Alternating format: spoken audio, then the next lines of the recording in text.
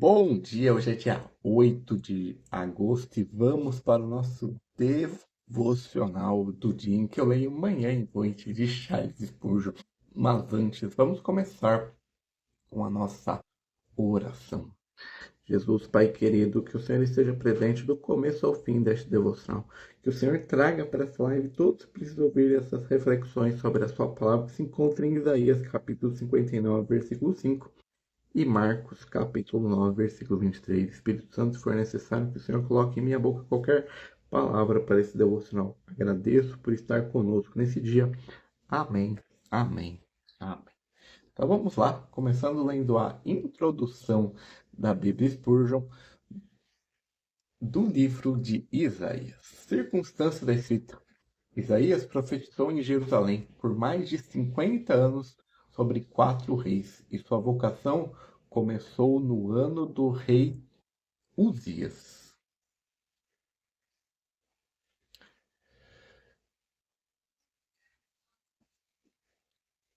Aquele rei havia sido grande e terminara leproso por presunção. E no ano em que o trono da terra ficou vazio, o profeta viu o trono do céu ocupado. Deus costumava mostrar a sua soberania quando cai a nossa. A, vi a visão do sexto capítulo é o retrato de toda conversão verdadeira.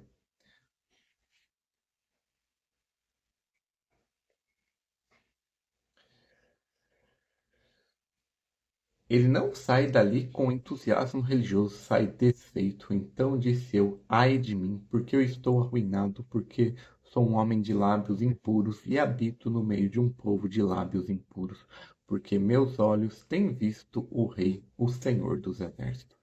E ele era o homem mais santo da nação e descobriu-se impuro. Nenhum homem se conhece direito antes de se ver a Deus. Dizem os críticos modernos que esse livro tem 2 autores, ou 3, porque a segunda metade fala de Ciro e do cativeiro que ainda não havia. Como se a profecia fosse impossível. O Senhor Jesus e os apóstolos citaram as 2 metades atribuindo a Isaías, e eu prefiro ficar com eles. Um, um Deus que não pode anunciar o futuro não é o Deus das Escrituras. Contribuição para a Bíblia. Isaías é o Evangelho no Antigo Testamento e o 53º capítulo é o Calvário, escrito 700 anos antes. Ali está a doutrina da substituição, em palavras que não admite torção. Porém, ele foi ferido por nossas transgressões, ele foi esmagado por nossas iniquidades. O castigo de nossa paz estava sobre ele, e pelos açoites que o feriram, somos curados. Isaías capítulo 53, versículo 5.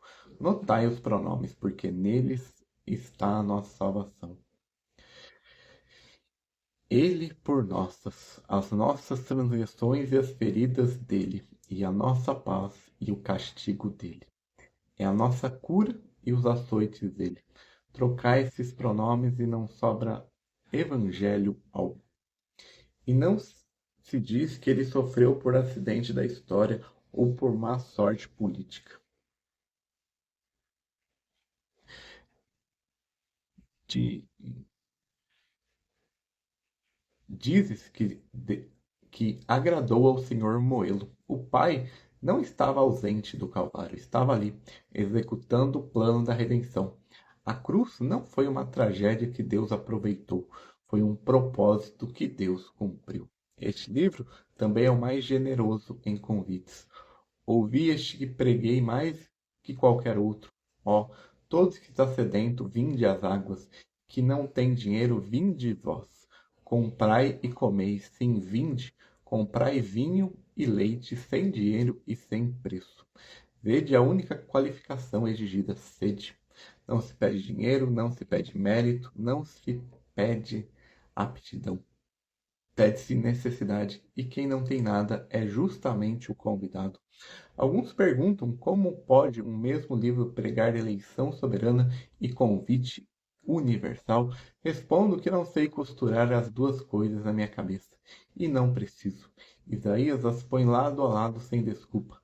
Deus chama a Ciro pelo nome antes dele nascer. E Deus chama a todos os sedentos para vir de graça. Prego as duas coisas com a mesma força e deixo a harmonia para quem tem entendimento infinito. Estrutura, capítulo 1 ao 12. Juízo sobre Judá e a promessa do menino. A denúncia da religião de cerimônias sem justiça. A visão do capítulo 6. O sinal da Virgem e o príncipe da paz, cujo governo não terá fim. Capítulo 13 ao 23. Oráculos contra as nações de Babilônia, Moabe, Damasco, Egito, Tiro. Deus é Senhor de todos os povos. Julga os impérios que se julgam eternos. Aqui está também aquela passagem sobre a queda daquele que quis subir acima das estrelas. Capítulo 24 a 27. O juízo final e o cântico. A terra desfeita, a morte tragada para sempre, e as lágrimas enxugadas de todos os rostos. Capítulo 28 ao 35. E as consolações alternadas. A pedra angular sobre Sião, a advertência contra a aliança com o Egito, e as promessas de que o deserto florescerá. Capítulo 36 a 39. Um interlúdio histórico. Senaqueribe, a oração de Ezequias, o livramento do anjo e a doença do rei. Uma ponte de prosa no meio da poesia. Capítulo 40 ao 55. O livro do consolo. Consolai o meu povo, a voz que clama no deserto. Os ídolos ridicularizados, o servo sofredor e o convite gratuito. Aqui está o coração do livro e a razão porque se lê Isaías chorando. Capítulo 56 ao 66. A glória futura. Os estrangeiros aceitos, o jejum que Deus escolhe, o pregador ungido para dar as boas novas aos mansos, e finalmente os novos céus e nova terra. Spurgeon em Isaías. Capítulo 55 foi o texto do primeiro sermão que preguei com plena consciência de estar oferecendo Cristo livremente a todos que ouvem. Vinde as águas sem dinheiro e sem preço. Preguei-o em campo aberto e em salões alugados e no tabernáculo cheio. Nunca me cansei dele. Se alguém me perguntar qual é a minha teologia em uma frase, digo: sede e vinde. No 53º capítulo, eu lia de joelhos. Costumava dizer ao meu povo que ninguém devia atravessá-lo depressa e que era melhor gastar uma hora num versículo dele que uma semana em muitos livros de homens. Aqueles pronomes fizeram por mim o que nenhum argumento fez: mostrar-me que a minha culpa mudou de lugar. A visão do capítulo 6 me humilhou muitas vezes no meio de sucessos. Havia noites que descia do púlpito com o povo elogiando o meu sermão, e ao chegar em casa lia: ai de mim, sou um homem de lábios impuros e caí de rosto. E a brasa do autor tocou justamente os lábios que eram instrumentos do profeta.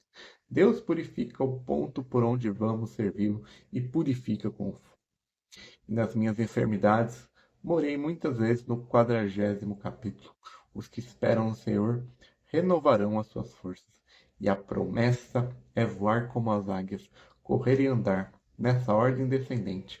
Às vezes a graça nos dá asas, às vezes nos dá pernas para andar sem desfalecer. Já houve semanas que apenas andei, e ainda assim foi o Senhor que me sustentou. Fui até Jesus, olhei para ele e ele olhou para mim, e fomos um para sempre. E essa é a introdução da Bíblia Spurgeon para o Evangelho, não, para o livro de Isaías. Agora vamos ler o devocional da manhã. Teias de aranha. Isaías 59, versículo 5. Vejam a teia e observem como uma imagem muito sugestiva da religião do hipócrita. A teia é feita para apanhar sua presa. A aranha engorda alimentando-se de moscas e o fariseu tem o seu reconhecimento. Pessoas tolas são facilmente enlaçadas pelas altas declarações de embusteiros e até mesmo os mais críticos nem sempre escapam. Filipe batizou Simão, o mago, cuja declaração de fé fraudulenta logo foi destruída pela repreensão de Pedro. Tradição, reputação, elogio, promoção e outras moscas são as pequenas caças que hipócritas apanham em suas teias. Uma teia de aranha é um prodígio de habilidade. Olhe e admire a habilidosa astúcia do caçador. A religião de um impostor não é igualmente maravilhosa? Como ele faz de uma mentira tão descarada algo que aparenta ser verdadeiro? Como consegue ser uma resposta de ouro-pel se aparece tanto com ouro? Uma teia de aranha vem completamente das entranhas da criatura. A abelha ajunta sua cera das flores, e a aranha não suga flores, e ainda assim fia seu material em qualquer extensão. Da mesma forma, hipócritas encontram sua confiança e esperança dentro de si. Sua âncora foi forjada em suas próprias bigornas, e o cabo é torcida por suas próprias mãos. Lançam seu próprio alicerce e constroem os pilares de sua própria casa, e escarnecendo de fato de serem devoradores de graça soberana, devedores da graça soberana de Deus. Mas a teia de aranha é algo muito frágil. É curiosamente feita, mas é feita para durar. Não é feita para durar. Jamais resiste à vassoura de um servo ou o cajado do viajante. O hipócrita não precisa de uma bateria de alta tensão para que sua esperança se destrua em pedaços. Um mero sopro do vento já basta. As teias de aranha da hipocrisia em breve cairão, quando a vossa destruição começar sua obra purificadora. Isso nos traz à mente mais de uma consideração. Tais teias não serão toleradas na casa do Senhor. Ele garantirá que as teias e aqueles que tecem sejam destruídos para sempre. Ó, minha alma, descanse em algo melhor que uma teia de aranha. Seja o Senhor Jesus seu eterno lugar de refúgio. E esse é o devocional da manhã. Agora vamos ver a introdução da Bíblia Spurgeon para o Evangelho segundo Marcos. Circunstância da escrita. João Marcos era moço quando saiu com Barnabé e Paulo, e voltou atrás no meio do caminho, e por causa disso Paulo se recusou a levá-lo na segunda viagem, e houve entre os dois apóstolos uma separação amarga. Guardai isso porque é uma das mais doces provas da graça da Escritura. O rapaz que fracassou escreveu o Evangelho, e o mesmo Paulo, anos depois na prisão, pediu que o mandassem, dizendo que era útil. Deus não descarta os que tropeçam no primeiro campo. A antiguidade cristã diz que Marcos escreveu aquilo que ouviu de Pedro, e o livro tem de fato a marca de Pedro, rápido, direto e com detalhes que só uma testemunha lembraria, e nada mais complacente com os apóstolos. Se este é o evangelho de Pedro pela mão de Marcos, reparai que os defeitos de Pedro aparecem sem desconto. Homem inspirado não polia a própria estátua. Escreveu para os romanos, gente prática, e por isso explica os costumes judaicos, traduz as palavras aramaicas e omite a genealogia. Um romano não queria saber de linhagem, queria saber o que o homem fez. Por isso este evangelho começa sem berço, começa com um homem no deserto e um filho de Deus entrando em ação. Contribuição para a Bíblia. Marcos apresenta Cristo como o servo, e a palavra que governa o livro é logo, ou imediatamente, repetida mais de 40 vezes. É o evangelho do trabalho, do serviço sem descanso, do mestre que não tinha tempo de comer e que se retirava de madrugada para orar, porque de dia não havia lugar vago. O evangelho que resume o livro, o versículo que resume o livro e o próprio evangelho é este, porque até mesmo o Filho do Homem que não veio para ser servido, mas para servir, e para que a sua vida em resgate de muitos. São duas metades. Ele veio para servir, e isso já bastaria para nos humilhar. Mas veio também para dar a sua vida em resgate. E aqui está a explicação. A palavra resgate significa preço pago para libertar um cativo. E o preço não foi o exemplo dele, foi a vida dele. Quem prega o Cristo, servo e cala o Cristo, resgata, deixa o cativo na cadeia com um modelo de boa conduta. E a abertura é uma declaração, não um argumento. O princípio do Evangelho de Jesus Cristo, o Filho de Deus. Marcos não prova a divindade, anuncia. E depois disso, passa o livro inteiro mostrando obras que só Deus faz. Aquieta o mar, perdoa pecados, expulsa legiões e ressuscita mortos. Este evangelho também é o mais honesto sobre a fraqueza dos discípulos. Eles disputavam quem é o maior. Adormeceram no jardim, fogem na prisão e não creem no túmulo vazio. Deus deixou isso registrado para consolo dos crentes fracos e para envergonhar os que se acham fortes. Estrutura Capítulo 1 começa em movimento. João Batista, o batismo, atenção em 2 versículos apenas. O chamado dos pescadores e um dia inteiro de trabalho em Cafarnaum, que termina com a cidade toda à porta e o mestre orando antes do amanhecer. Capítulo 2 ao 7. O ministério na Galileia, o paralítico descido pelo teto, a mão seca, a tempestade acalmada, o endemoniado de Gadara, a filha de Jairo, a mulher com franja da vestes, os 5.000 alimentados e o confronto sobre tradição dos anciões. Capítulo 8 ao 10, a virada, a confissão de Pedro, a repreensão em seguida, a transfiguração, os 3 anúncios da paixão e a lição sobre grandeza que termina no versículo do resgate. E o cego de Jericó gritando pelo filho de Davi, enquanto muitos mandavam o calar. Capítulo 11 ao 13. Jerusalém, a entrada, a figueira sem frutos, o templo purificado, os debates e os discursos sobre o fim, com a ordem de vigiar, repetida 4 vezes. Capítulo 14 ao 16. A paixão e a ressurreição, o perfume derramado, a ceia, o Getsemane com a oração para que passasse o cálice, a negação de Pedro contada com todos os detalhes, a cruz com grito de abandono, o centurião romano confessando que aquele homem era o Filho de Deus e o túmulo vazio com as mulheres tremendo. Um final abrupto, como o resto do livro. Spurgeon em Marcos. Amo esse evangelho pela sua pressa. Não há nele ornamento, não há longos discursos, é tudo ação, mas faz bem lê-lo quando ando preguiçoso.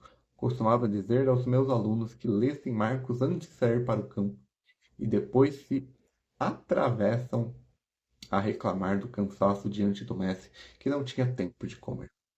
Preguei muitas vezes sobre o resgate de muitos, e sempre contra a pregação que fazia Cristo apenas um exemplo. Dizia eu, se ele veio somente para servir, então tem um modelo e continuo condenado. Mas ele veio para dar a vida em resgate de muitos, e portanto tem um Salvador. Não confundais o espelho com a porta. Guardo especial ternura por João Marcos, o homem que voltou atrás. Tive no colégio de pastores mais de um rapaz que fracassou no primeiro campo e voltou para casa envergonhado. E todos eu contei essa história. Aquele que abandonou Paulo em Panfilha escreveu um dos 4 evangelhos. Não escreve a vossa própria sentença por causa de uma derrota. E a cena da madrugada no primeiro capítulo me repreendeu a vida toda. Depois de um dia em que a cidade inteira se juntou à sua porta, ele se levantou muito antes do dia e foi orar num lugar deserto. E eu tive tabernáculos cheios e lista de compromissos. Aprendi tarde que o segredo daquele ministério não estava na multidão da noite, estava no lugar deserto da manhã. Nenhuma fé é tão pequena que Cristo a despreze. Leve a ele sua incredulidade e ele a curará. E essa é a introdução da Bíblia Spurgeon para o Evangelho segundo Marcos. Agora vamos ler o devocional da noite.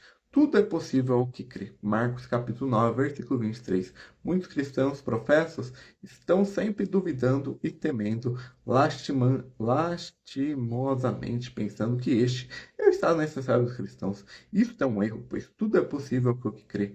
É possível que nos coloque em um estado que a dúvida ou o medo não passem de pássaros voando ao redor da alma, mas nunca demorando-se ali, quando você lê sobre a doce e elevada comunhão desfrutada pelos santos favorecidos, você suspira e murmura no recôndito do seu coração: ai de mim, nada disso é para mim. O escalador, se você tiver fé, ainda chegará ao consolo pináculo do templo, pois tudo é possível ao que crê. Você ouve das bravuras que homens santos executaram por Jesus, o que desfrutam dele, parecidos com seu Senhor foram e como resistiram a grandes perseguições por amor a ele, e você diz: ah, eu não passo de um verme, nunca alcançarei tais feitos. Mas não há nada que um santo tenha sido que você não possa ser.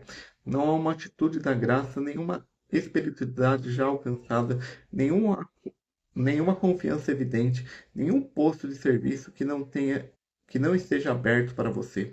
Se simplesmente tiver o poder de crer, ponha de lado o seu pano de saco e suas cinzas e levante-se para a dignidade de sua verdadeira posição. Você é pequeno em Israel, porque assim você será. Não porque haja alguma necessidade, não é porque você rasteja no pó. Ó filho do rei, levanta-se. O trono áureo de confiança espera por você. A coroa de comunhão com Jesus está pronto para ornar sua fronte. Envolva-se em escarlate e linho e alimenta-se suntuosamente todos os dias, pois se você crer, pode comer o trigo mais selecionado, sua terra manará leite e mel, e sua alma se fartará de banha e de gordura.